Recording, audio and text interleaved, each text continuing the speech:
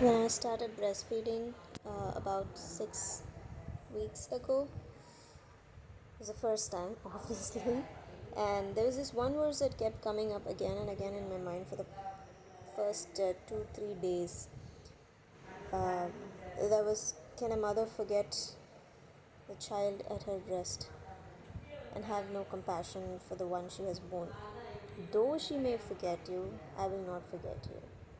And it's in Isaiah, guessing 49. But I don't know, that verse just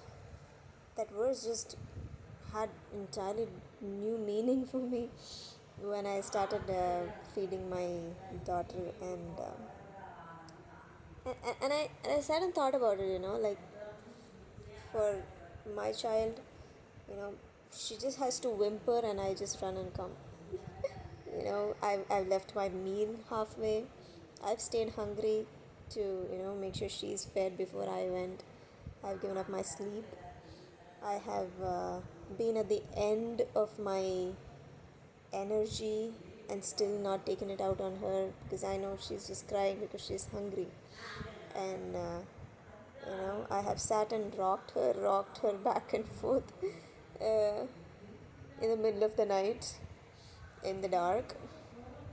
And I have, it's just, she just has to cry. She just has to cry, and she got me. And it doesn't matter how many times she's gonna cry and say, I wanna feed, I wanna eat, I wanna eat. I mean, especially during those cluster feeding times, dear Jesus. So, and to think that that's how God loves me, the way I, an imperfect and, you know, selfish human being, would be willing to suddenly do all of that for a child whom I never knew before. But yeah, that's what God says. He loves us that way.